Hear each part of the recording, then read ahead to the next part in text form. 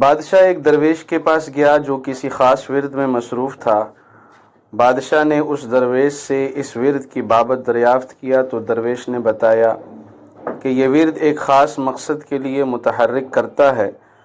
بادشاہ نے درویش سے کہا کہ مجھے بھی اس ورد کی تعلیم دے دو، تو درویش نے کہا کہ میں ایسا نہیں کر سکتا۔ بادشاہ یہ سن کر وہاں سے غصے میں رخصت ہوا اور اس نے اسی درویش کو اپنے دربار میں بلوایا اور اس کو کہنے لگا کہ میں نے تیرا ورد کسی اور سے سیکھ تو لیا ہے، لیکن جس عمل کا تو نے ذکر کیا تھا وہ عمل میرا پورا نہیں ہو رہا۔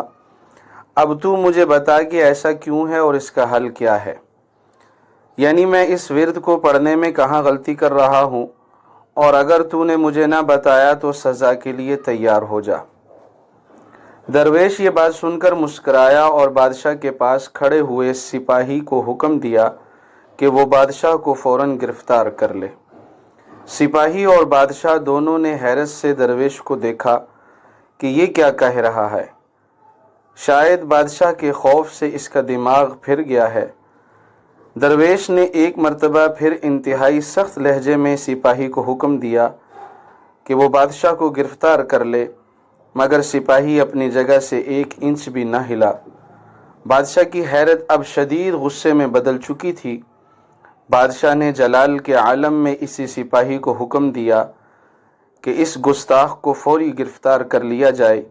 یہ سن کر شاہی دربار میں موجود تمام سپاہیوں نے اپنے نیزوں اور تلواروں کے رخ درویش کی طرف کر لیے اور اسے چاروں طرف سے گھیرے میں لے لیا۔ درویش یہ دیکھ کر مسکرایا اور بولا، سن بادشاہ، جو میں نے ان سپاہیوں کو کہا اور جو تو نے ان کو کہا وہ ایک ہی حکم تھا، الفاظ اور لہجہ سب کا ایک ہی تھا، لیکن میری بات سن کر یہ ایک سپاہی بھی خاموش رہا، جبکہ تو نے صرف ایک سپاہی کو حکم دیا تھا، لیکن تیرا حکم سن کر دربار میں موجود تمام سپاہی فوراً حرکت میں آ گئے اور مجھے ایک آن میں گرفتار کر لیا۔ پس فرق حکم کا نہیں ہے بلکہ تیری اور میری حیثیت کا ہے۔ یہی سبب ہے کہ تیرے ورد پڑھنے سے کبھی عمل ظہور پذیر نہ ہوگا، کیونکہ روحانی دنیا میں تیری حیثیت صفر ہے۔ سوال یہ نہیں کہ قرآن میں شفا ہے یا نہیں ہے، سوال یہ ہے کہ پڑھنے والا کس کردار کا مالک ہے اور اللہ تعالی سے کس قدر قربت رکھتا ہے۔ پس فرق اس کے اعمال اور اس کی نیت کا ہے۔ اعمال اور نیت اگر درست ہو تو حیثیت بڑھ جاتی ہے۔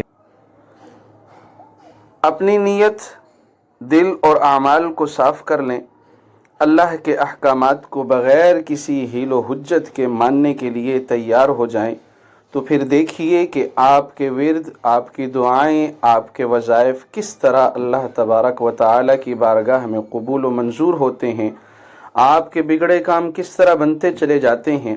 لیکن شرط یہ ہے کہ اپنی حیثیت اللہ تبارک و تعالی کے ساتھ قرب، اس کو بنانا پڑے گا۔ اللہ ہم سب کو توفیق عطا فرمائے۔